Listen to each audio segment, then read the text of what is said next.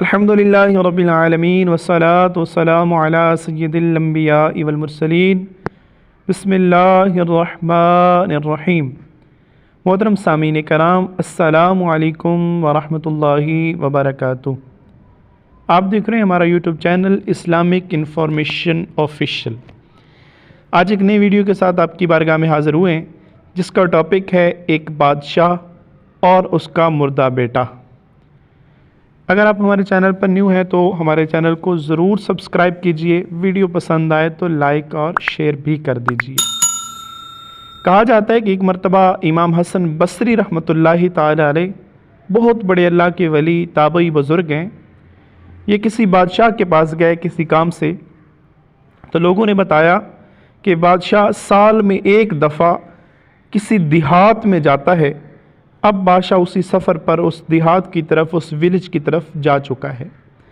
امام حسن بصری کہتے ہیں کہ میں بھی اس کے پیچھے چلا گیا، کیا دیکھتا ہوں کہ وہ بادشاہ دیہات میں پہنچ کر ایک قبرستان میں داخل ہوتا ہے اور ایک قبر کے پاس جا کے کھڑا ہو جاتا ہے۔ پھر وہ بادشاہ اپنی رعایا کے، اپنے ملک کے پڑھے لکھے لوگوں کو بلاتا ہے اور انہیں اس قبر کے پاس کھڑا کر دیتا ہے، پھر انہیں بھیج دیتا ہے۔ اپنے ملک کے جو ڈاکٹرز ہیں، جو حکیم ہیں، طبیب ہیں، جو کہ صحت دینے والا کوئی بھی ادارہ ہے، ان کے لوگوں کو بلاتا ہے، قبر کے پاس کھڑا کرتا ہے اور پھر ان کو بھی بھیج دیتا ہے۔ پھر وہ اپنے ملک کی آرمی کو، فوج کو، اپنے سپاہیوں کو بلاتا ہے، قبر کے پاس کھڑا کرتا ہے، پھر ان کو بھی بھیج دیتا ہے۔ آخر میں اس بادشاہ نے اپنا تاج، اپنا سر پر جو تاج پہنا ہوا تھا وہ اتارا، اپنے اس قبر کے، جس قبر پر کھڑا تھا، اس قبر کے پاؤں کی جانب وہ تاج رکھ کے رونے لگ گیا۔ امام حسن بصری کو بڑا تعجب ہوا، پوچھا کہ یہ کیا کر رہا ہے بادشاہ؟ تو لوگوں نے بتایا کہ یہ جو قبر ہے یہ بادشاہ کے بیٹے کی قبر ہے۔ بادشاہ سال میں ایک دفعہ اپنے بیٹے کی قبر پر آتا ہے، سب سے پہلے اس قبر پر بڑے پڑھے لکھے لوگوں کو کھڑا کر کے کہتا ہے، بیٹا اگر موت کو علم کے ذریعے روکا جا سکتا ہوتا تو میں سارے پڑھے لکھے لوگوں کو لگا کے تجھے موت سے بچا لیتا۔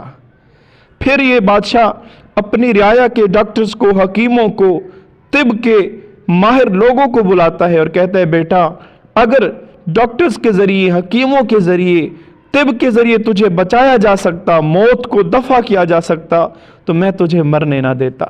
پھر وہ اپنی آرمی کو بلاتا ہے اور کہتا ہے، بیٹا اگر فوج کے ذریعے، سپاہیوں کے ذریعے موت سے تیری حفاظت کی جا سکتی ہوتی تو میں تجھے مرنے نہ دیتا۔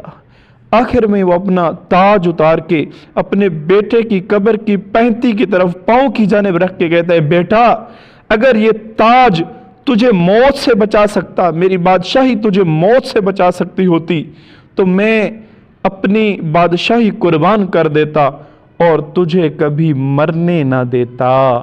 محترم سامعین کرام، آپ نے سنا کہ بادشاہ جیسا بندہ بھی موت کے سامنے لاچار ہے، موت سے کوئی بچ نہیں سکتا۔